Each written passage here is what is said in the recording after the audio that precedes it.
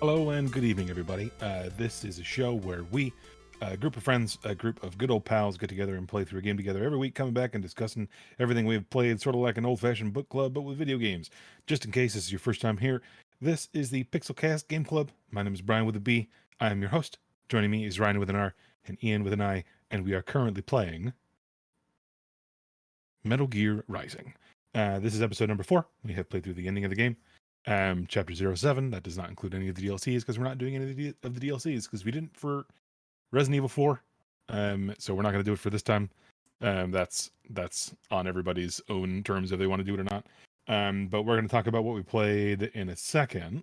But first, how are we doing, boys? Good. Pretty good. Pretty good. Had a good day off at work today. Nice. Productive day. Nice. Just got home from work. I'm feeling pretty good. Aha. Splendid. All right. We're going to round off a little bit of plot that we skipped after Sam's fight. Could you give me a slide, please? Yeah. So right after we beat him, we find out he was mostly unaugmented, which is supposed to show us his supreme skill that he could not only hold his own, but trounce a fully augmented samurai cyborg. Blade Wolf wonders out loud if Raiden really had to kill him to get past him, and Raiden just tells him to deal with it, which is kind of rude IMO. Wolf tells us that Sam's sword is ID locked, so we can draw it, and it's still a really, really nice sword, but we could even probably use the gun holster, but since we aren't Sam, the high frequency setting is inactive, so it doesn't really have all of its cutting power, which is what made it really, really dangerous. Raiden wipes the blood off of Sam's sword in out of respect, and Wolf keeps it in Sam's memory. Boris hops on the horn to remind us that the world is on the clock, and we scuttle onto Solus base. And I do mean scuttle. He runs. There's a bike right there. It's even in the background. He doesn't ride it. He does. That always bothered me. Now you mention it, I never even noticed that. That's so funny. I replayed bits of this to get screenshots and footage. So straight up, doesn't hop back on the bike. He just runs.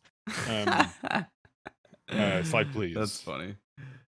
So there's a funny little skit at the airbase with a voice actor getting paid real ass money to say the word kawaii into a microphone, because what's a Metal Gear game without otaku jokes? And Sunny shows up to lead us to the jet. It's pretty rad, and apparently built entirely on Sunny's designs. The girl's like fucking 12. She's from Metal Gear Solid 4, and she is an unstoppable engineering and programming child genius. She and Raiden are friends, and that's really all we need to know for this game. She's a good cameo if you've played the other games. So this joke is when he shows up, Sunny says, "Who's your friend?" Talking to Blade Wolf. Yeah. Raiden just says it's a really, really long story. They do the shake, good boy, and then Raiden tries to get him to shake. He turns his head away, which is the shot on the right, and then he goes into Ripper mode for a quick second. Yeah, I noticed. Murder. He's like, intent. you fucking bastard. 200% slam. Hit me with that slide, please. Oh, before I just wanted to mention the magazine that the guard is reading. I could be incorrect, but it sure does look like those characters in the magazine that you could see him reading are the girl with the brown hair is Haruhi Suzumiya, and the dude is Kyon, and they are the main characters of an anime that is one of my favorite animes. Which one? Also one of the guards' favorite animes, apparently. I think I could be mistaken. Please correct me in the comments if you think I'm wrong. Which Anyway. anime? The Melancholy of Haruhi Suzumiya is the name of the anime. You can look it up. Huh. I suggest it. It's very good. Cool. I didn't know that she was a cameo either. Yeah, It's she's a character from 4. Oh, okay, and I guess that makes sense, obviously, just because. Wait, how old is she here? I think she's supposed to be like 12, 13. I thought she was like 16 in this appearance. You know what, dude? I could be super wrong. Well, yeah, because this is 4 years after. This is 4 years That's after true. Metal Gear 4. I honestly have no idea how old Sunny is. Because like Sunny in 4 is like, she looks like she's like 6 or 7. Doesn't talk with like, obviously engineering, genetic genius, whatever nonsense, but she doesn't really look or act that old. Okay. Like, so that's just me guessing. There is an official answer. I just can't fucking be bothered to look it up. Sorry. How dare you. Okay. What's with these fucking 200% memes? We're gonna get there, all right? We're gonna get there. She gives us a little pre-flight spiel. She shows us where all the exits are and ignites the engines. Hit me with another slide, please. Mm-hmm. And I love this little moment where Raiden looks kind of nervous at how much, like, it's kind of hitting him all at once, how powerful this thing is. Like, it's gonna take him halfway around the world in 30 minutes. Mm-hmm. And a look of concern crosses over his face, and then he and Wolf close their visors at the same time. Yeah. And it always makes me laugh.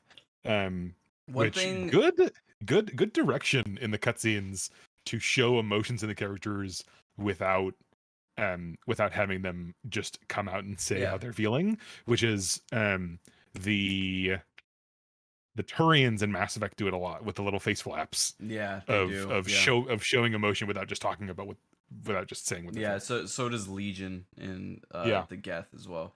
One thing I haven't mentioned that I've been dealing with since starting playing this game. Yeah. I think it has something to do with the backwards compatibility of what my console is, at least. I don't know if it's with other Xbox consoles, but my Xbox Series X playing a backwards compatible game. And it is a disc too. I have to use the disc as well. But whenever a cutscene starts, the audio and video slowly begin to like not sync up the farther along the cutscene gets.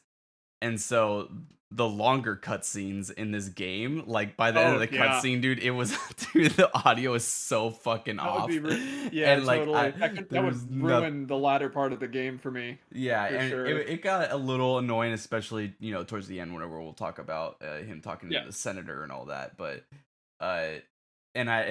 the reason why I recognized it here is because when it showed them close their flaps, like it was totally like off sync and everything. That's what finally brought that to my attention. But I just thought it was funny. The PC release, I'm the host of the show and I don't know the publication history of the different versions of the game, but I'm running the game 1080 and just because the screenshots I take are full 1080, but just squeezing them down to get them into frame and chopping them off to get the margins a little better. The quality looks pretty decent, but like full blown up, the cutscenes don't look like they've been touched in a while. Yeah. Oh yeah, they're definitely like Xbox 360, PS3 gen era graphics. Yeah. I do have an answer for how old Sunny is. Yeah. She's 11. Oh my god. 1-1. She's 11 years old. In this game? As of the events of MGR, which take place in 2018. Where does Sunny work out? She works out at the library. Summer children, yeah. So she is 11 years old. That's not an 11-year-old, but okay. No. But again, for whatever reasons, portraying age in children is very hard in video games for some fucking reason. Like, you know what? How old is George? Jesus Christ. If you ask me, he could be like 27. No. With that voice? I'm gonna guess, because like I would guess 13, 11. 14. Yeah, I would guess 11, 12, 13. I don't agree. He sounds. I mean, I'm sure he's really young, but his voice actor is. I'm not gonna say not well suited because that's maybe mean, but I don't know, man. Well, it's because children sound like children, yes, but they're poor actors. Except, hang on. Except for the kid who plays Atreus in God of War. Oh yeah. He's a god, and he should get whatever acting gigs he wants for the rest of his life. Side note: I'm really concerned how long Ragnarok is taking to fucking come out, because I feel like, God, he's gonna be so old when Ragnarok comes out. It's gonna change the character so much. I think that game has a chance of coming out next year. Yeah. But if it's aged up Atreus, that might not even be the same actor portraying him. They might have filmed his scenes really early if he has any flashback stuff. But like when they filmed Coco, the kid who plays Miguel was a young boy, but he did all the singing, he did all the dialogue. I think he even did some of the stuff for the Spanish dub too. But yeah, he did. When they did a Day of the Dead celebratory show in Hollywood, he didn't sound like Miguel anymore because you mean like live action? Yeah, like Mm. with all the actors and performers and stuff on stage, the actor who played Miguel didn't sound like Miguel anymore. So they had his little brother who sounded almost pitch perfect. Oh, that's actually great. Which is funny. But like also the cast of Avatar: The Last Airbender, like Toph's voice actress at the beginning sounds like a girl. At the end of the show, like you can tell the character, the actress has grown, but that also makes sense Yeah. because the characters are growing as well. Anyway, I have an answer for George also. The Yeah, answer is hell is also 11. Okay. Sure, But why not? Of but that course. might be a age is weird, especially portraying it. Kojima doesn't understand how this. None of this is Kojima's fault, but I'm gonna No. blame him for everything No, anyway. no. This is Etsutamari. Yeah. Thank you, Is Kojima. Sunny? It's the new Sunny might be Kojima's fault. it's the new thanks Created by Obama, basically. Hideo Kojima. Let's go. Yeah, true. Um, New slide? because Kojima doesn't write a whole lot of female characters who aren't some kind of, Oh, fuck right. off intellectual brick shithouse. That's not how he rolls. Can you give me a slide, please? Bless you. Bless you. Thank Bless you. you. You're all right. Let's all sneeze in the lobby. I don't think any of those picked up, so you were Cool. giving us 10 Hail Marys. Nice. and 4 Our Fathers. I'm keeping that in. Cool. She gives us the pre-flight spiel, whatever. Gonna transport him all the way around the world in half hour. Close survivors at the same time. Hee hee ha ha. We're in Pakistan. The fat lady singing. This is the last section of the game. Let's do it. This is the mission select screen, which I thought was kind of cool. Go. Let's go. Oh, we safely arrive in Pakistan. Wolf scouts ahead, and we infiltrate the airbase. The Borgs guarding the base show up on IFF as unaffiliated. Courtney points out that this is what Desperado does to cover the tracks, doing coups and shit. She deduces that World Marshal will probably pin the attack on Desperado. We cut our way through the base. Raiden figures out if he can get to air traffic control and damage enough of their equipment, he can probably force Air Force One to turn around, and then we can save the president without having to put the president in the line of fire. We lose contact with Wolf as we make it to the base of the tower. Slide, please. No. Slide, please. Hello, Courtney. That's right. You're part of the game. Oh, and the area in the base, like the air base before, I tried sneaking through it, and at one point I was very unsuccessful, and so I had to cut through. But once you're actually in like the hangar, I was able actually to successfully like sneak past everyone and then just come across like Wolf. It's like nothing happened. Yeah. Hard mode sneaking is just impossible. It's just not fucking gonna happen. And that combined with me just not being super patient and being just like, wait a second, why am I playing a platinum game? Yeah. Sneaking around. They're like, right, and you should sneak around. It's like, you guys know this is a platinum game, right? Well, okay. It's like playing it's like playing Metal Gear Solid 5 as like a first person shooter, never leaving the ADS, only ever shooting your gun.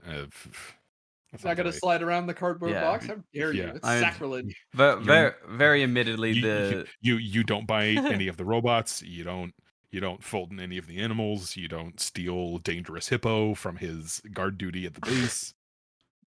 It's like, you're not playing the game, dude. I don't know what any of this means, but oh, we're playing Metal Gear Solid 5. No, we're not. We're not doing that next. And also, I definitely feel like the sneaking in this game is definitely just kind of like tacked on, just to kind of like have that Metal Gear flair to it. Yeah, absolutely. It's a Metal Gear game. It's like BioShock Infinite. You can eat the food straight out of the fucking garbage because you could do it in the other BioShocks. It's like, but why the fuck would you? Yeah, cotton candy and beer and hot dogs and shit just in the garbage, perfectly intact. All right, Booker, if you want to be a maniac raccoon throwing fireballs at people, eating stuff out of the garbage, that's your prerogative. But you're the player avatar, so it's really my prerogative. We find a little murder buddy damage on the ground, which is a pretty clear sign of an ambush. And right as we start looking around for it, the ground caves in under our feet. Raiden hops back up safely, and we get to see Metal Gear Excelsis in full. He is a big boy. And Armstrong is in the pilot seat. He hops out to tell us we're too late to stop him. Raiden tells him Armstrong's plans end here and now. Just the word Armstrong is just going to become a noise after a certain point. But I don't want to keep using he, his in place of proper names because we're going to lose the plot. Armstrong tells us that his plan has now expanded. Actually, thanks. And Boris gives us a call. Can you give me a slide, please? So which, by the way, is so ridiculous. I was just kind of like, oh, I'm just sneaking through, killing some guys. Oh, we found Wolf, and then the ground just crumbles. And then below big you. robot. Yeah, it was in the ground the whole time. Which it begs a question that no one gives a shit about, which is who killed Wolf? Nah, don't worry. It doesn't matter. It's ultimately useless. It doesn't matter. I mean, it could have been Armstrong in a 1v1. I guess. But you know what? That's probably Wolf's last encounter in story mode. Wolf is Armstrong just punting you into space. Could have gone pro. So that's Metal Gear Excelsis. It's a big old robot. Give me another slide, please. Another one. Boris tells us that the photos of the base under attack have hit the internet, and America's public is looking at unaffiliated Borgs having occupied an Allied airbase and killing the service members who were guarding it. And now the American public is calling for retaliation. Raiden is very understandably confused. And so was I, about how deaths of individual soldiers is causing such a response as to literally call for violence outright. Even as tragic as it is, not even hours after the attack, Armstrong lets us know that the individual attack was only the spark to set off another round of global conflict and restart the war economy to move America through a recession. Where have I heard that one before? He says the American public and he inherited all of the isms from the Patriots, basically a network of AIs who controlled nukes, conventional weapons, and a lot of private military contractors through controlling supply, controlling demand, doing all that stuff, basically puppeting the global war economy because they thought that was the best way to ensure everything kept working and everything kept turning. And they were disabled as of the events of Metal Gear Solid 4. So he's trying to restart the war economy because it did kind of die down. His argument of war, it makes jobs. This is classic like Tomahawk warmongrel kind of stuff.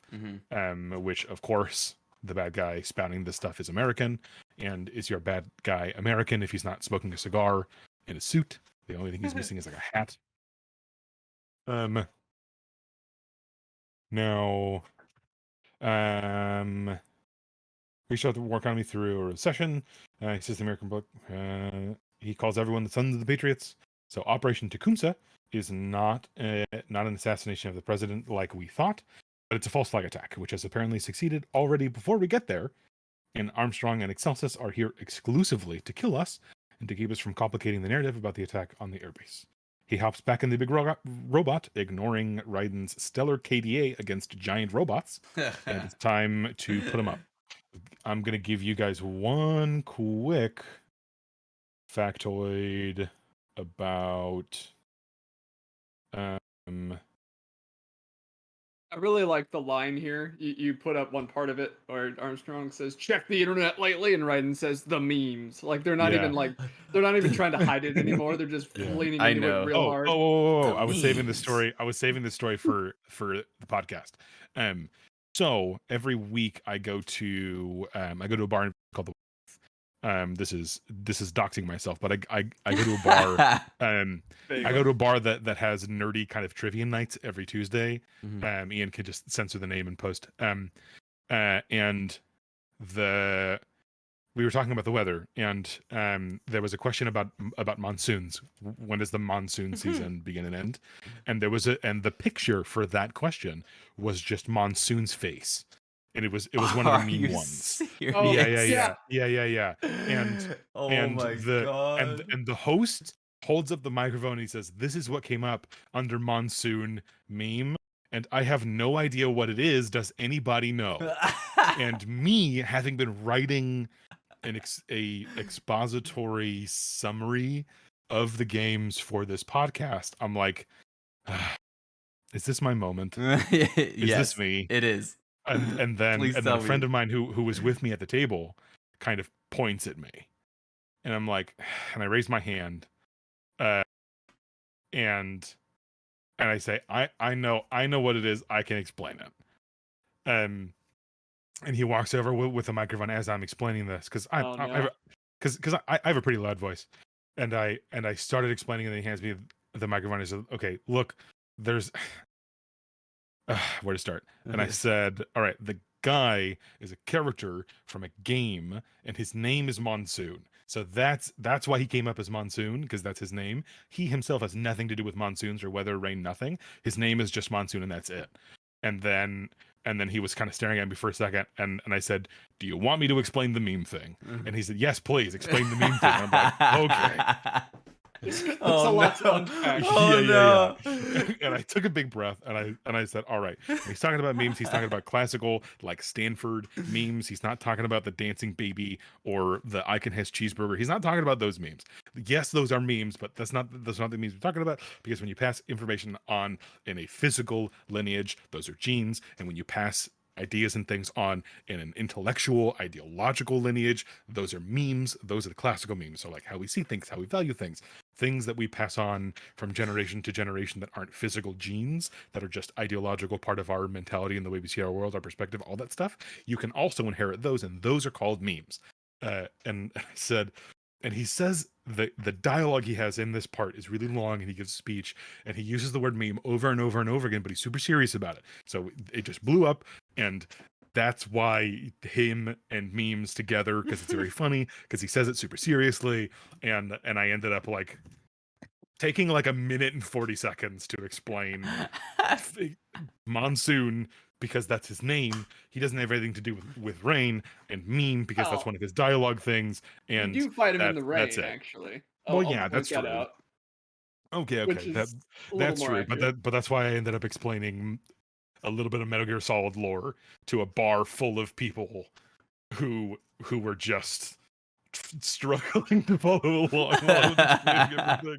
That's so good. I'm so happy that that's the trivia that's never going to come up in your life again. Yeah. And then amazing. And then a drunk guy at the table next to me after I was done explaining, and everyone clapped. Thank you.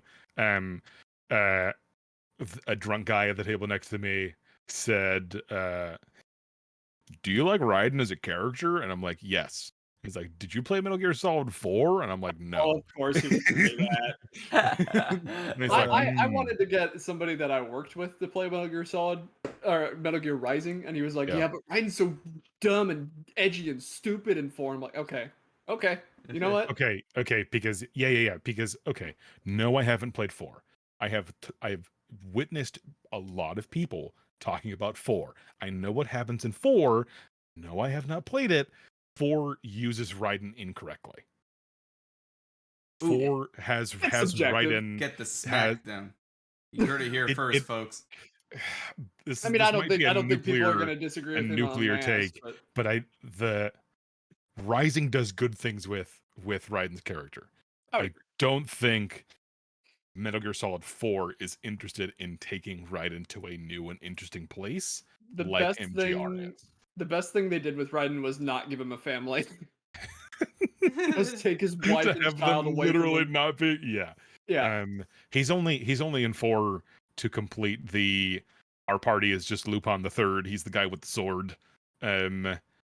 Is because he's supposed to fight Vamp the entire time, and Snake with the railgun and Shadow Moses defending Raiden and Vamp as they're having a fight on top of a Metal Gear, the place where final boss fights happen, acting like Raiden and Vamp have had this thing this whole time when they really haven't, and it's just super weird. Okay, I think Metal Gear Solid 4 is weird. Last note on this whole thing, Metal Gear Solid 4, right? Kojima looked at Titanic, and this is spoilery, but in a really vague sense. Mm-hmm. Kojima looked at Titanic and said, I'm gonna make Jack fight the Titanic. Yes. That's what Metal Gear Solid 4 is. Oh my god. The whole Jack and Rose thing is a Titanic shout out, by the way. That's Is intended to it? be a reference. Oh, Yeah. oh, womp womp. That's All right. oh my Let's god. move on. All right. So that's the Metal Gear Solid knowledge helped me perform something in public. And also I just noticed in this screenshot that his cigar is poking through Oh, his I've been finger. looking at that the whole time. Yeah, me That must too. be very painful. Nanomachines, it's fine. Nanomachines, it hardens in response to physical trauma, but not Yes. emotional trauma. Okay, so that's like we're all sons of the Patriots now. I love the faces. They're so dumb. There are some choice ones, my guy. And then it's time to fight. It's time to put them up. This is Metal Gear Excelsis. I think this is the Excelsis slide. Yes. One more. Oh. Put a scooch on it. Hey. Yeah, there it is. My god. Okay, so this is kind of a one phase fight. You There's did not a whole lot. Yeah, there's not a whole lot to the Excelsis fight. However, he does get his own theme, so I'm going to count him as his own individual boss. What if I told you that collective consciousness is trash? I would not fight you. Okay, so the first and only real phase here is just dealing with the gear in sword mode while hitting its legs and arms. You parry the red hits from the swords, you dodge the UGs that spawn in the middle, and you hit X and A when the unblockables come out. He'll interrupt the sword combos with laser volleys, which also kill the UGs, which is fine. It seems like kind of a waste. I don't know. It seems like they'd be expensive. Anyway, the every third laser got me every time. I don't really know why. You can jump and swing. Pardon me. You can jump and swing your sword a couple times with light hits to keep a little bit of airtime. You can run around until the legs commit to a stomp location, and then you chip them with ninja run light attacks until you get the Zandatsu prompt. If you don't feel confident getting parries off, and if you don't think you can either use the XA iframes, and it's free. If you don't feel confident, and you don't think you can get either, you use the iframes from X and A when it hits you, and it's free real estate. Pardon me. Armstrong also tells us to fight like a man multiple times throughout this encounter, which I always felt patronizing, coming from someone who's in the giant metal robot. But whatever. Yeah. Give me a slide, please. God damn it! We chop a giant mech arm sword. You know what's funny is I tried doing this too. I tried getting a screenshot like this, but the camera kept looking straight up, and you couldn't see the box. But this is perfect how it's in between the blades. But even then, it's so weird. You have to not have the lock on off. You have to have the lock on off. Yeah. Whenever I do, there are multiple times in this game where I like recorded something on my Xbox or screenshotted it, but for whatever reason, it gave me a message saying that this game does not allow sharing or something like that, and so it wouldn't upload to Xbox Live, so then I could download it and then share it with you guys. For whatever reason, like, this game just doesn't allow it. I don't know if it's like a Konami thing or what. It might be a Konami thing. It might also just be a backwards compatibility thing. I have no idea. Yeah, I was thinking it might have been that too. I have no idea, because this is the only like backwards compatible title that I've tried. I imagine at some point there's going to be a big Metal Gear collection that might roll all the games in. Some point. There are Who knows? several collections, but if you mean including Rising, maybe there might. Maybe at some point in the future. It's up to Konami. Yeah. We chop a giant mech arm sword off, and we clash with Excelsis a couple times before hitting the biggest Zandatsu there ever will be. Oh, yeah. And we break apart the head of the mech. Armstrong decides he doesn't have that much time to play, and he jumps out on top of the mech to duke it out with us. So this was me trying, and believe me, I tried to get mariachi box screenshots fighting Armstrong, and it disables consumables. So I'm sorry I failed you all. But this is very funny. I enjoy the fact that the mariachi hat just gets stuck on top of the box. I don't know how he did it, but it's a fantastic touch. It's very funny to me. It's perfect. Hit me with another slide, please. This is the last time I was able to get it off. I thought you just told us you couldn't do it. I couldn't do it in the final phase. Yeah. Hit me with one more slide. I did know that this was the final boss fight though, going into this, because Yeah. I've just seen, again, like just YouTube videos, what are their countdown videos or something. I just remember that there's a boss fight where you fight like a really jacked like businessman. That's all I knew. Yeah. I mean, that's not wrong. That's Literally, that's not an accurate description. Literally top 10 anime fights. Holy shit. Okay, right. So I have a dream. Oh my god, this is just chock full of It's actually in quotation marks too. Yeah. Okay, like, so oh my god, I can't even handle how so on point this whole speech is. So Armstrong sucks the juice out of the Metal Gear and powers himself up. At this point, I kind of noticed how beefy his character model was, and in case it wasn't obvious that he would be our final boss, the Metal Gear falls limply to the ground, and that actually was Excelsis. Since Excelsis has its own theme, I guess that would make it its own individual boss. The theme for Excelsis is called Collected Consciousness, and we will talk about it at the end. How do we feel about the boss fight real fast before we move on? The robot part? The boss fight with Big Robot. I think I died once because it was the part where it was, what are the ads that jump out of the hole? Geckos, yeah. I would like run up and try to fight those things because I was like, oh, I need to take care of them before I finish them. But then like I would just get hit by the laser, and I think that's how I died the first time. But then I was just like, wait, like those things just die to the laser. So I just the lasers are awfully aggressive, yeah. Yeah. So I was just like, but other than that, I mean, it was pretty simple. I did like the touch where when they have the two like swords and he slides both of them across the floor and you like dive through them. I like that. Yeah, that's really cool. It's like just really. You can ninja run at it. Fuck. Yeah. You ninja run at it and you dive through them. I learned the parry timing for every attack in that first phase. Oh man, and that let me tell you, trial and error. Jesus. Yeah, that's playing on really hard rad. mode turned my brain into some stunted fucking MC Escher nonsense. I totally get that. I really like the Excelsis fight just because it's a fun like combat puzzle. Really, the Big Mech fights of like, how do I trigger the Zandatsu? How do I damage it? And all stuff. How do I survive the like flurries? You were gonna say something, Ryan? I'm sorry. I just remember the first time I played this game, I did sword only. I didn't pick up any boss weapons, but the second time I picked up the scissor blades. And like, yeah, the first time was pretty tough because those geckos are coming at you and they have a lot of health. But when you use the scissor blades against them, they'd go down immediately, and those do a lot of damage to the boss as well. I think it's a very JRPG big ass god fight kind of fight. It's very cool. I unfortunately never got the scissor blades. You do get them kind of late. Yeah. Yeah, but when they became available, I didn't have enough combat points to buy it. Yeah. I think I dumped a shit ton into like Raiden himself, like the actual, stuff like that. So I would recommend a casual second playthrough, just because the game does feel super different when you know what you're doing. Yeah. And I would recommend just a super cash second playthrough. Do what you want. Pick the weapons you want. Do the moves you want.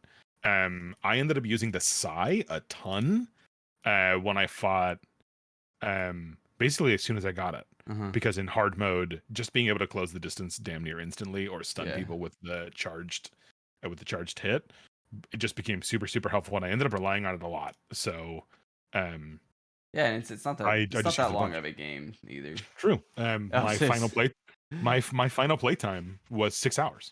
Yeah, that's really not that much. Speaking of that, at the very end when it shows how long it took, I was looking, I was like, this didn't take me 4 hours. And then I realized it said 4 days, 11 hours because the game was in quick resume in the background for like days and days and days. It's still running, yeah. That's so it clocked in like 4 days, 11 hours and something minutes. And the same exact thing happened with Resident Evil 4 when we played it there too, because even though it was an Xbox One copy, the game itself wasn't tailored to that like background stall and being able to pick up where it left off. So at the very end, it just said 99, 99, 99.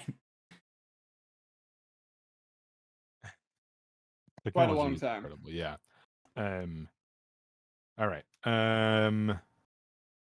Armstrong puts him up. Raiden says, "Man, what the actual fuck is going on?" And Armstrong absolutely directly answers that question by telling us about how not only was he a college ball player at the University of Texas when Raiden says, "Yeah, it's some cushy Ivy League school," and he's like, "Try the University of Texas," which go Longhorns. Shout out to Mr. Goss. But he could break the president with his own mitts.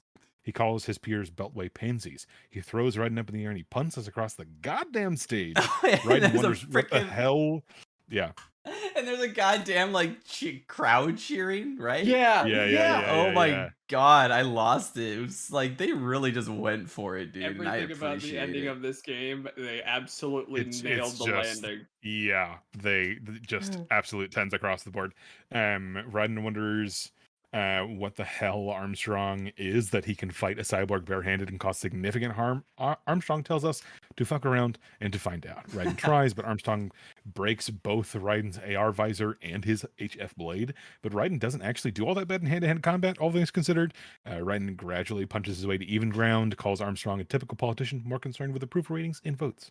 Armstrong gives the only reasonable response in rebuttal, a Martin Luther King Jr. quote, because of course he fucking would.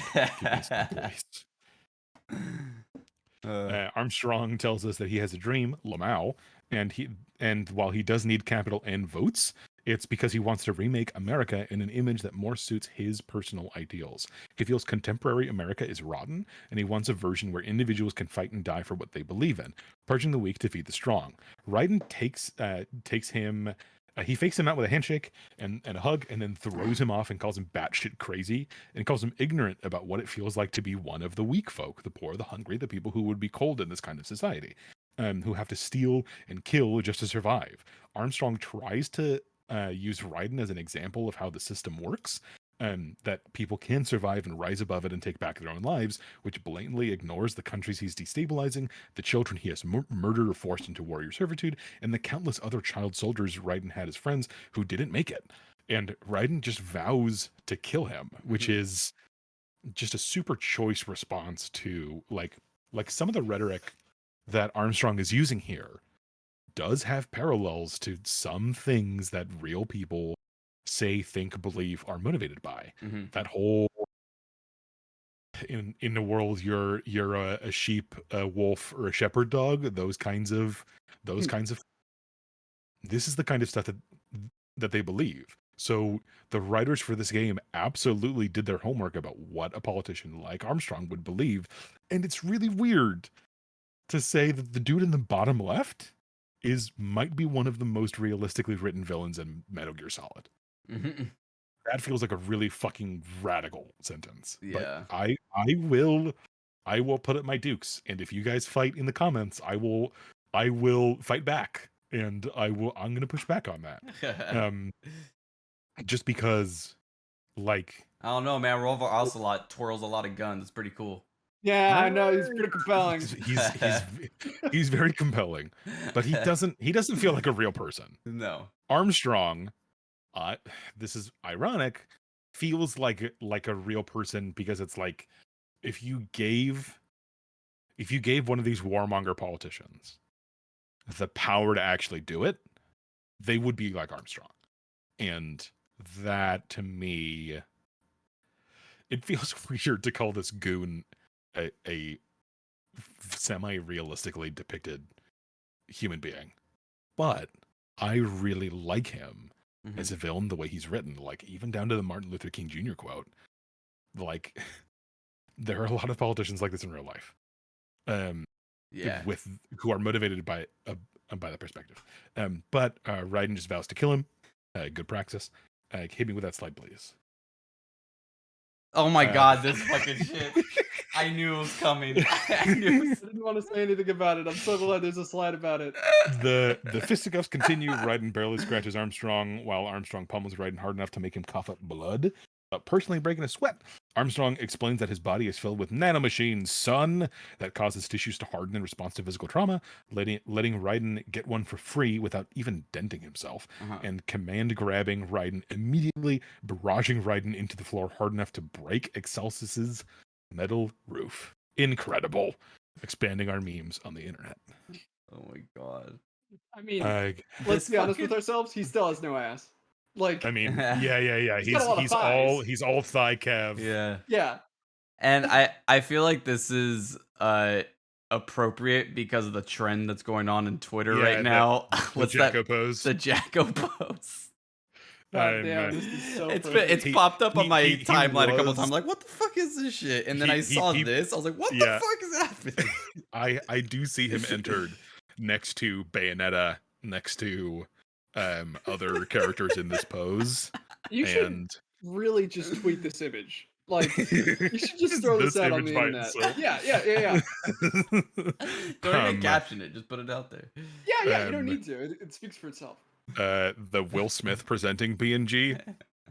Yes. It was very enjoyable. It is on my phone. I will be throwing it on top of more things. POV, you're about to get kicked into the air. Give me a slide, please. So Blade Wolf boots back up long enough to give us Sam's sword, which is at least something, so we're not fighting barehanded. He plays back the last conversation he had with Sam before we rolled up and killed him.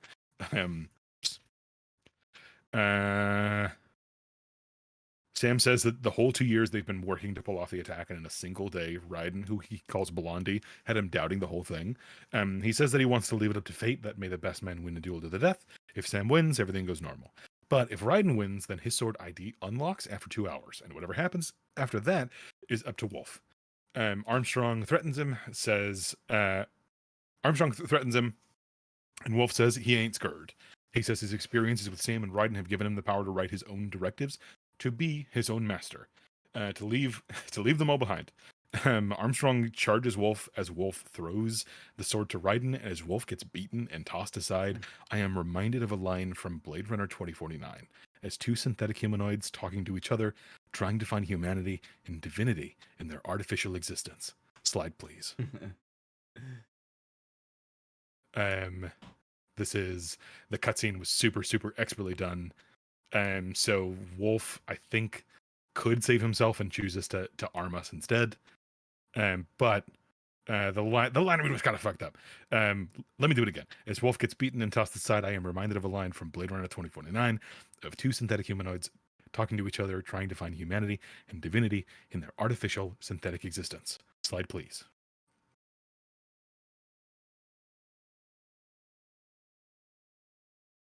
Slide, please. Fuck. Oh. Dying for the right cause is the most human thing that we can do. Slide, please. Yummy. But that's bait because he doesn't actually die. Lamau! Raiden says that his sword is a tool of justice, not drawn in anger or for vengeance, but remarks that the sword he's holding doesn't belong to him. And draws Sam's kick-ass red sword, ID unlocked and at full power. This is Armstrong. We're 2,000,000% mad. Slide, please. 2 million. So this fight, this fight is a real treat. A little bit of a curve to get over once you learn to read his attacks and how to respond. This one definitely had some salty runbacks on my end to learn. Definitely some griping about telegraphs and hitboxes, but all in all, I enjoyed this fight. You learn when it's safe to go in, what attacks require what avoiding techniques. He can knock your sword out of your hands, which I thought was kind of cool. Even if the A prompt completely caught me off guard the first time, because when the fuck has the game ever thrown an A prompt at you? I could not. I got really, really mad when that happened to me my first time through. There is a Zandatsu gauntlet in the middle that for the life of me I could not get past even the first stage of, because you have to both manually move Raiden and manually aim the Zandatsu, and goddamn could I not get it. I feel like the devs actually know it was super hard, because if you start the gauntlet and then go and then you let go of the left trigger, you can actually just run away with Ninja Run, and Armstrong will only throw a single piece of debris and jump back down to fight you immediately. Oh, really? Okay. Yeah, because for the life of me, I could not fucking get it. I think you missed out on a healing item, maybe, or maybe some extra damage. Yeah, after that moment, like some healing stuff drops on there, which I desperately needed at that point. I'm glad I fucking got through that. I learned through my salty runbacks and using Jack the Ripper mode. I ended up my final run of Armstrong without needing a healing item, which let me tell you, felt really good. Even if I died a bunch to get to that level of mastery of that fight. I think you might miss out on a healing item or extra damage. The fight goes on. Armstrong gets a healing move in the last phase where you have to run around behind him in Zandatsu's back instead of his front. Oh, because yeah. he will catch your sword and punch you. Very entertaining. Slide, please. That never happened to me. Yeah, if you don't approach from the back. It's me with the fucking mariachi hat. Top left, right. Back and forth, and eventually we rip his heart out of his chest and smush it like an overripe berry. That fucking that was such a sick fucking like frame and just like very fucking cool. Big ass heart. Just the fucking bloodborne. Yeah, popping just the fucking blood attack. Yeah. He says he respects Raiden and that he thinks of us as a successor. His theme is "It has to be this way," and that is Armstrong. How do we feel about Armstrong? Easily the hardest fight in the game. Yes. Yeah, but he was really fun. I mean, yes, that thing absolutely. we were talking about when he's throwing debris at you. Yeah. And like I think I like died to that part twice. But like I got it the third time. I was like, oh, nice. okay, like I get it. And like, the second time, I was like, oh, cool, I cut all the debris. But then he comes flying through and punches you, and I died to that hit. I was like, god damn it. But yeah, I was ready for him that next time. But yeah, it was a fun fight. I liked it. Yeah, a good amount of this fight is, hey, he killed you. Try again. Hey, he killed you. Try again. Pretty much. He throws so much at you. Yeah, there's a lot to learn in this fight, but I think it's really helped out by the fact that they don't make you restart Metal Gear Excelsis, which is Dark Souls would do that to you. Yeah, like fucking like Sister Frida. Yeah, you have to do every single fucking phase of that fight, bro. If you fail on the last one, you got to do the whole fucking thing again, dude. Yep, the best boss battle in Dark Souls. Oh my god, best. It's my favorite. It's my favorite Dark Souls boss is Sister Frida. I want to get like a Sister Frida tattoo. I fucking love that boss fight so much. That boss fight. If you play Dark Souls 3, you should do that fight. It's amazing. Because goddamn, is that fight magnificent. There is an NPC summon if you want to play offline. But the Sister Frida fight is just, oh my god, it's so good. It's like fighting Maria in Bloodborne. Oh my god, that fight is so tasty. The spicy meatball from the first episode. We're digressing now. we are very digressing. That'd be a fun sideshow of just, hey, gush about something for 15 minutes or 5 minutes or whatever. Oh, anyway, sure. Give me one more slide. Question mark.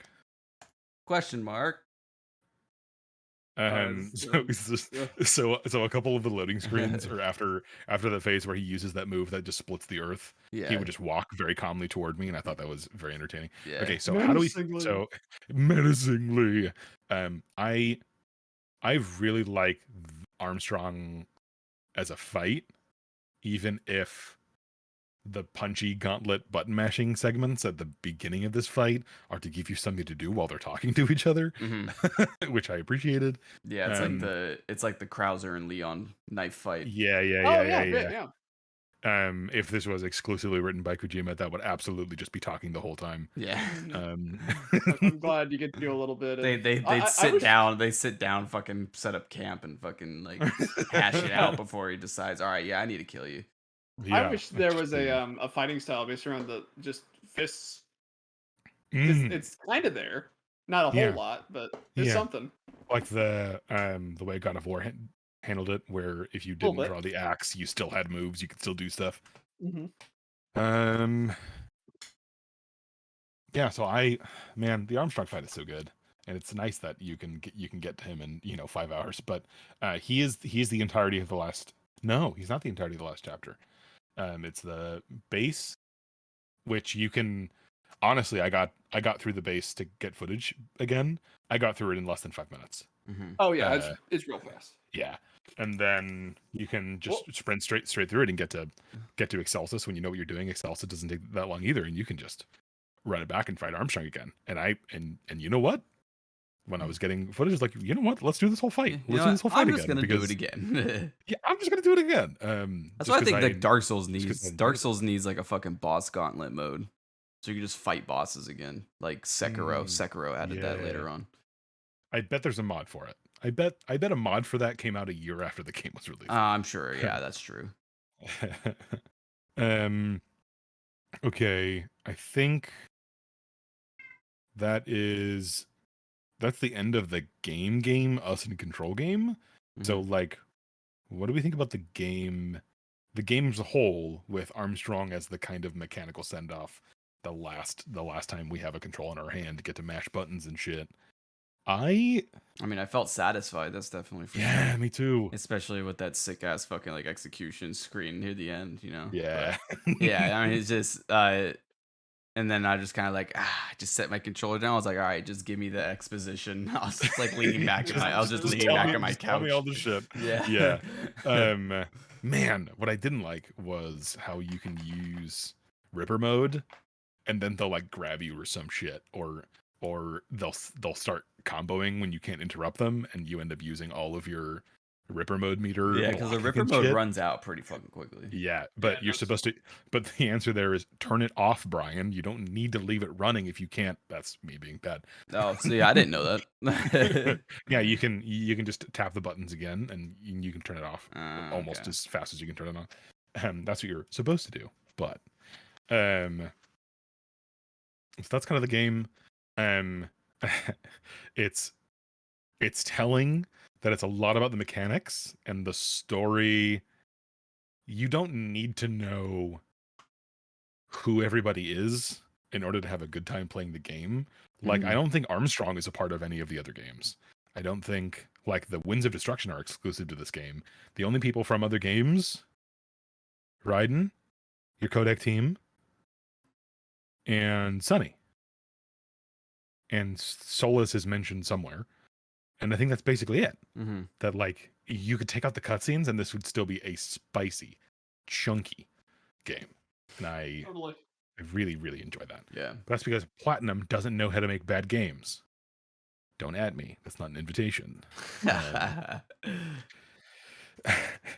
All right. So now that we've beat Armstrong, we have 2 new boss themes to rank if we wanted to. If we wanted to listen to those and throw them in the list. I don't know where the list is right now. It's probably in one of the Discord channels. Let's go through like the last minute like exposition and stuff. Yeah, I was going to do that.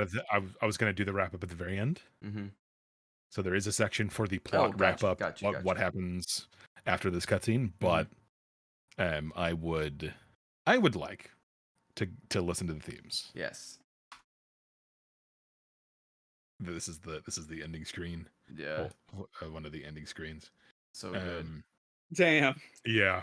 The lens flare on this one is really, really good. I wish they had touched up the clarity and resolution on these cutscenes. And like on Raiden, so you can see his products face of their a bit time, more. baby. Yeah. Absolutely. These things were fucking fantastic on the 360. But that's a good shot there. Oh yeah. Amazing. It's so over the top, but it's great. Absolutely. Well, the whole red eyes thing. Yeah. Ripper mode and that deal.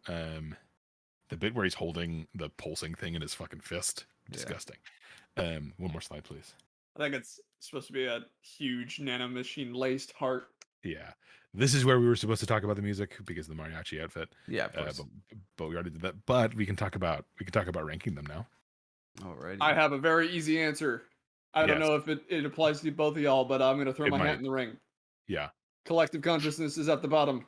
It has to be this way. It's at the top.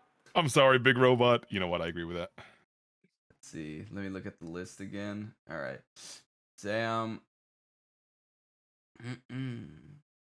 If you guys agree with that, yeah, I'm down with that. I would personally put like it has to be this way by like in between Sundowner and Mistral personally. But if you guys both agree on that, then that's In 100% like the what it'll middle? be.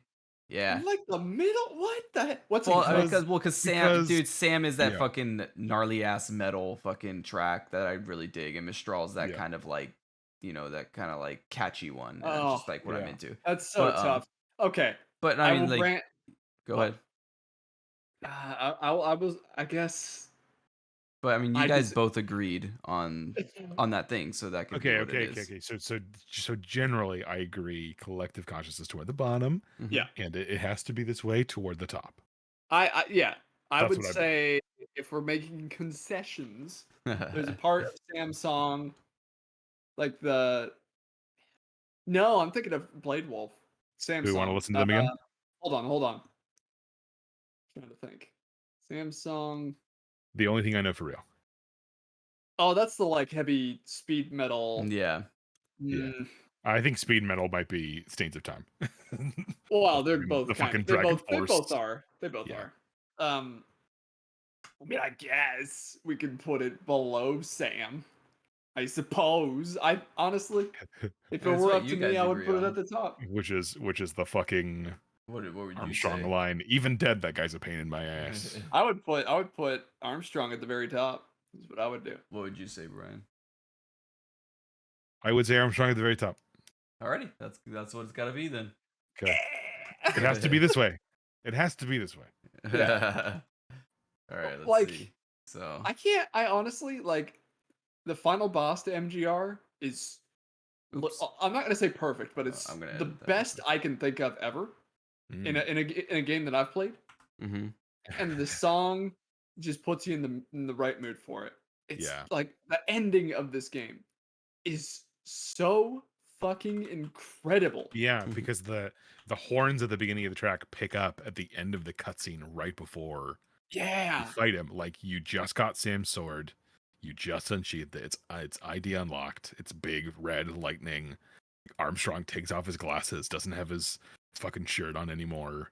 Mm-hmm. It's both combatants at full power, and then the horns swell up in the background. The way the song is presented, it's a big part of where we rate it. But that's how the music works in the game. Is it starts to pick up, it starts to introduce itself in the instrumental phase right before the boss fight actually starts. I think that's a great part about Monsoon's fight, is because like those crazy drums kick up, and then you see Monsoon smiling as his combat visor comes down. Mm-hmm. Totally. I think like Platinum has done everything right in the sense of Metal Gear in the way that you should expect. Like you start Phantom Pain and you get this like hour-long intro cutscene of Jesus. really serious of a really serious tone about a dude who like can't remember shit about himself. Yeah. And then you exit the hospital and there's a giant fucking 40-foot space whale flying in the sky. Like a complete tonal dissonance that makes no sense. You think you're expecting 007 and you're getting Marvel. Whereas MGR, it's Marvel the whole time. Like it's not trying to lead you down a tonal road that doesn't make any sense. Yeah, the first boss fight. Getting. The first boss fight, he gives a giant robot the Solange Bowser and just fucking flings it over his head, dude. He throws it into the air and he cuts it in half. Like, dude, yes. You know what you're getting with MGR. That's why that's how the prologue ends. Yeah. Somehow not giving. And then you fight a Brazilian samurai and he cuts you in half. Giving Game start. Giving Metal Gear to Platinum managed, and not Kojima, managed to work it out so much better. Yeah. Especially and then you give it to Konami and they make Metal Gear Survive and it's just a complete fucking nightmare factory and everyone wanted to get it on the games as a service model. We talked a little bit about how MGR was having trouble getting off the ground because their I think it was the Fox engine was just not built for fast frenetic combat. The engine could not make Raiden play the way they wanted him to feel. So they asked Platinum, "Hey, do you think you could?" And Platinum just says, "Yes, we can." They took the prototypes, rebuilt it almost from scratch in their own in-house proprietary engine, and it plays like a dream. It totally does. And if you have your back to corners, the camera gets a little weird, but that's about it. Yeah, that's pretty standard for most games nowadays. We Yes. still haven't figured that out. But we should say the list for the music rankings. The final aggregated list. At me, fight me about it, nerds. This is now you're literally asking for it. Yes, literally asking for it. Come to my house. I will smooch you on the forehead and give you a cup of coffee. At me, brother. So the list is number 8, Excelsius. Number 7, Metal Gear Ray. Number 6, Blade Wolf. Number 5, Monsoon. Number 4, Sundowner. Number 3, Mistral. Number 2, Sam. Number 1, Armstrong. I think that is a fine list. Yes. We have spoken. We the people. The 3 people. We the not 2 fools. The 1 additional fool. Oh, wrong podcast. Shit. Of the Pixel Club. The Pixel Club, sorry. Pixelcast. Pixelcast, what? I do that in post. We the Pixel Club. But yeah, I like this. I think it was a great idea, like to basically kind of, rank like an aspect of a game, and I think it would be fun, like every game that we play, trying to find some sort of aspect, whether it be like music or bosses or I don't know, bosses just like would weapons, probably be stuff like that. Kind of an easy one. Yeah. But it's like the way the game breaks down, there are certain things about a game that become kind of signature as the game passes from modern what's going on to like temporary history. That like a way a game is remembered like isn't necessarily the way it came out, and the way a game was released isn't necessarily the way a game is remembered. I remember a lot of people panned Death Stranding, and talking about this is all comes back to Kojima, but I remember Death Stranding was kind of panned when it came out, and then the longer people got to sit with it, the longer people got to play with it, they were like, wow, there's actually a lot of really good stuff here, and it's really solid, it's really good, it's way better than it is worse. And the people who didn't want to give it the time are just the boot camp reviewers who play the game for 25 hours and then decide what the score is. And everyone else is just like, you can't play Phantom Pain like that. You can't play Death Stranding like that. There are certain kind of games where it's like, it needs the replay. It needs the third replay. The way we receive games initially, and the way we receive games over time, the way we remember games over time, is important. And the things about a game that becomes signature, even as we remember the game, it's important to take that into consideration. So with MGR, it's not just, how good does the combat feel? It's also the bosses. It's also the music. Because that is a really big part about the way the game presents itself, even if the boss music gets a little lost in the mix. But it's definitely something I'm going to want to, lists for the foreseeable future when it comes to... Yeah, good idea. Good concepts. Let's close this puppy out. Let's close this out slide, please. With the exposition. Yeah, so this is after we beat Armstrong. There's a little bit of a time skip. So the president is not assassinated. Armstrong is dead. What's the girl's name? I forget. Courtney. She's doing a pog face. I'm sorry. She is. Bajer. That's okay. Okay, so this scene fucking bothers me. Let me tell you why. Courtney takes a drink from the coffee cup, right? She bends it way past level. So she, if there's anything in it, she drank it, right? And then she puts it down. And then Kevin grabs it because she puts it down close to the edge. And then Kevin grabs it. And there's stuff in the cup. Did you spill coffee all over your face, Courtney? You passed nano machines. The way you level the cup, you emptied it into your face. Near future technology. And then she knocks it off the table. Kevin grabs it. Good job, Kevin, paying attention. And then he picks it up, and then Boris taps him on the shoulder and he drops it. And there's coffee on the floor. And I'm just like, fuck you. That cup is empty. Anyway, I will die on this hill. The hill of things that don't matter. Maverick and Doctor found the first cyborg firm, which gives the cyber kids Jesus. that was a show, wasn't it? That gives the cyber kids a chance to live relatively normal lives. They still work, but being able to go to school in safety better than their lives as street urchins and avoiding disastrous futures like child soldiers. Raiden is still considered a criminal because he killed policemen in the United States. So I guess he's white, but he's from South Africa, so he's not as white. So he resigns from Maverick permanently to fight his own war. World Marshal is still in existence, but Armstrong seems to have been their only way in, so they're financially crippled and in ruins. Give me a slide, please. It's gonna Zandatsu that HQ. We check in on Sunny, George, and Wolf at the Solus launch site, which is it's cute to me that Blade Wolf could absolutely adventure with Raiden if he wanted to, but instead he stays at Solus with Sunny and George. Yeah, and just acts like a normal ass fucking dog. Yeah, this is adorable. I really like this ending. I have a bit about this. So there's a very funny scene where Wolf gets his tail stepped on and he yips, knocking over a bunch of books before declaring an alert, then rescinds it as he gets bonked by a book and falls over. Which reminds me that he is a highly advanced war machine who surely does not have to act like a dog.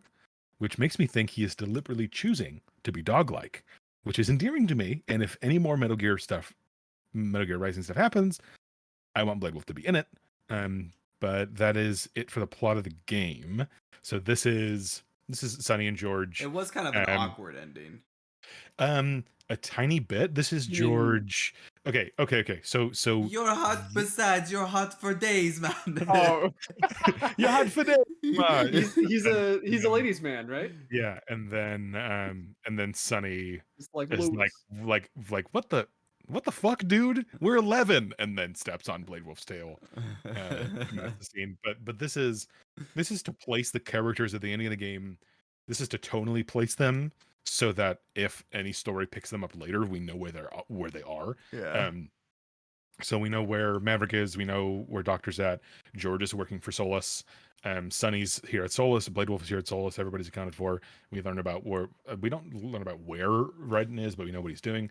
So this is a conversation that happens between George and Sunny. George says, when I was growing up, I never imagined that I would have this kind of life ever since I met that ninja guy.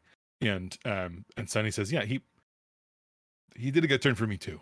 And George is like, really? He's like, yeah, he saved my life. And to some people, he's always going to be Jack the Ripper. But to me, Raiden is a hero. And that line is important because of what happened to Raiden in this game.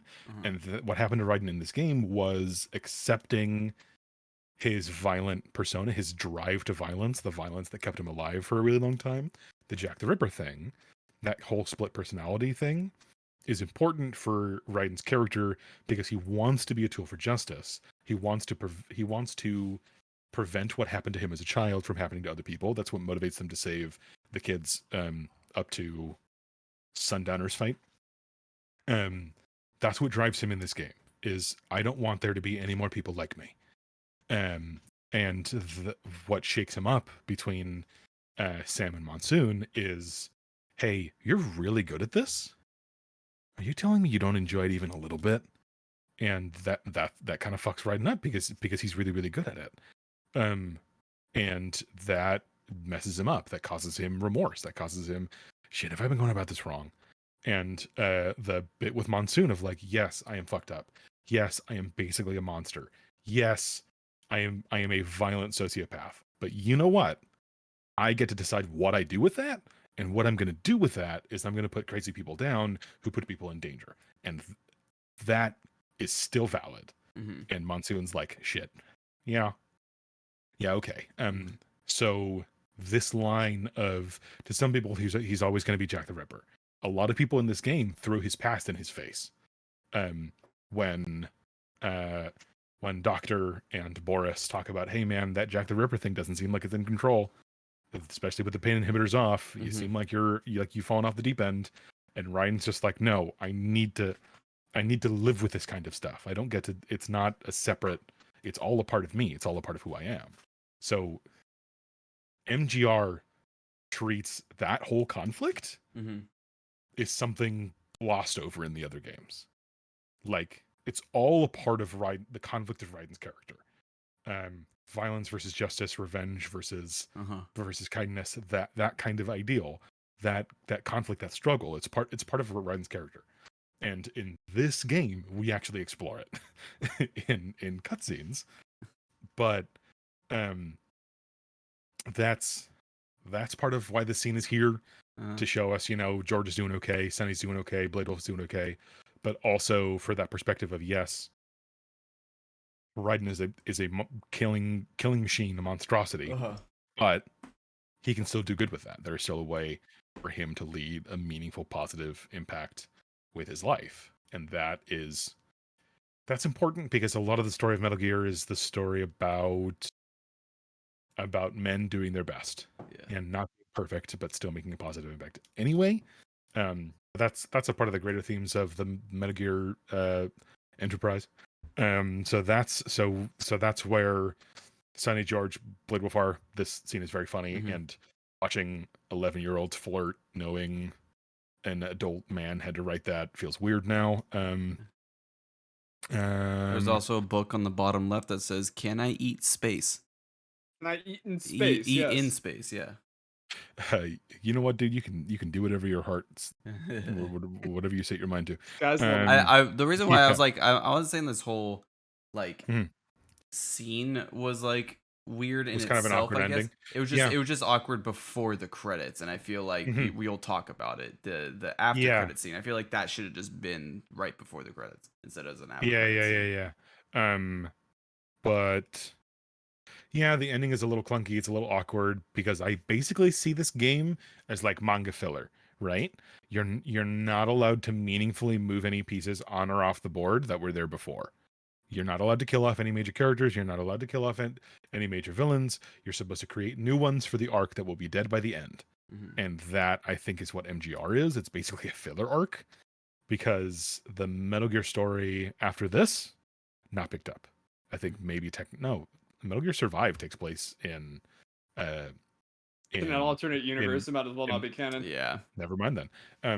But I think this is the most current Metal Gear stuff. But this stuff is not going to be picked up, I don't think. No, I don't think so. For a while. You don't think it's going to get a sequel? Me either. It's sad, but yeah, because Platinum, I think, would absolutely do it, but it's up to Konami, and Konami post Kojima has just been a super sourpuss about everything. Yep. They want Plinko or Pinko, whatever. Pachinko machines. Plinko machines. Plinko Dinko, Linko. Yeah. Lincoln Log. Whatever. One of those machines. Pinko. More like Pastinko machines. Panko breadcrumb machines.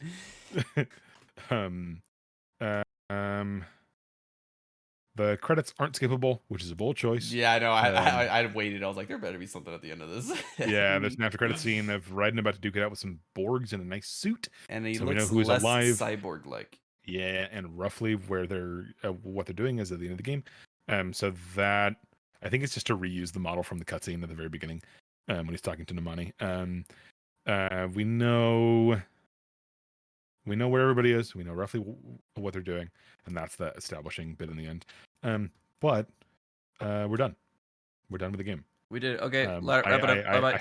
I haven't given my final spiel, mainly because I don't know where the ending of the presentation is. Give me one more slide? Question mark? Yeah. So we're actually we're done. We're finished. That this is the credit we get at the end. So it's kind of sad knowing that this is probably the last Metal Gear stuff we're going to get for a while, just because of the nastiness that happened. If you're not caught up, apparently Konami didn't treat Kojima that well during the making of Metal Gear Solid 4, which is the last one in the main entry series. And he was like, man, he basically turned into George Lucas with Star Wars, of like, why do I want to make another one? Like, they're just gonna. Everyone says that I'm the only one who can do it, but I don't really want to. This isn't fun anymore. I don't want to make any more. But people get death threats if I try to hand it off to somebody else. Gamers suck. I'm not doing this anymore. And then there's a lot of controversy around how Metal Gear Solid 5 was developed. apparently the production schedule for that was super rushed and super hard. So that was the last one where he's like, "Hey man, for real, I'm done." Yeah. Konami owns it, but they know without Kojima, it's probably going to be hard to get it to sell well, so they haven't touched anything with it, which sucks that they have Metal Gear and don't do anything with it, and they have Silent Hill and haven't done anything with it, and Konami's going to be Konami. This isn't a conversation about that, though. This is a conversation about Metal Gear Rising, and that conversation is over. So if you haven't played this game, I encourage you to play it because Platinum games are about how they're played. Vanquish, Astral Chain, Bayonetta, they're all super tasty, super solid games. There's a score system, lots of different weapons to try out. There's a couple of different alternate story modes with Jetstream Sam and Blade Wolf. Those are a whole lot of fun.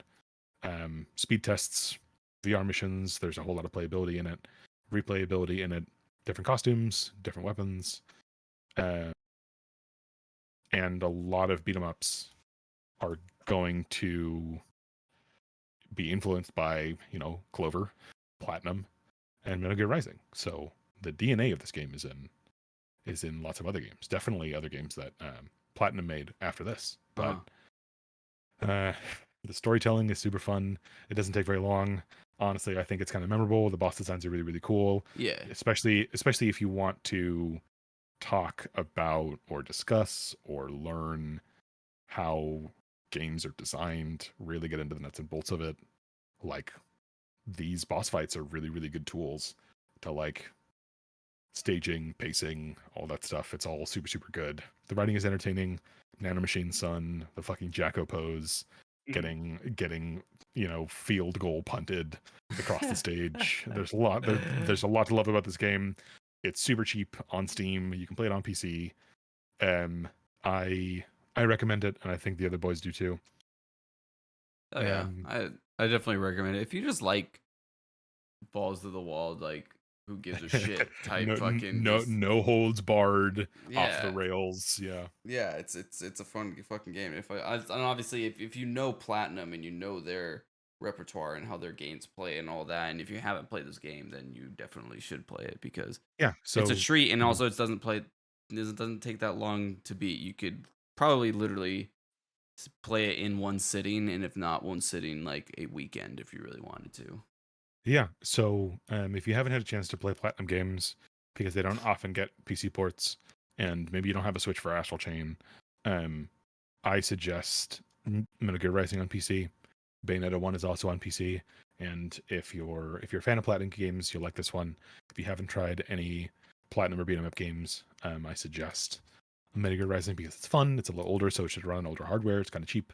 And if you like Metal Gear, I'm sorry, there's not a whole lot of Metal Gear in here.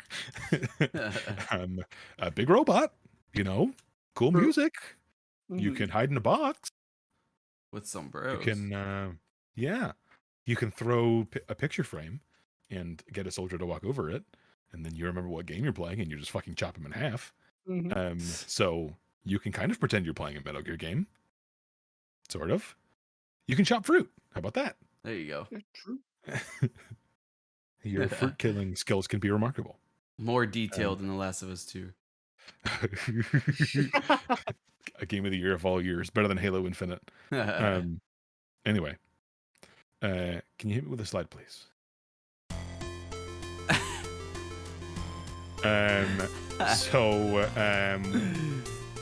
With the ending of the game, that is the end of this chapter of our show, and the show logo is supposed to be there. It is. Thank you. That's the end of this chapter of our show. Thank you all for joining us. We have been Pixelcast, and you have been lovely. Take good care of each other, and we will see you all next time. Goodbye. Until our next project. Until the next project. Until the next game. Later.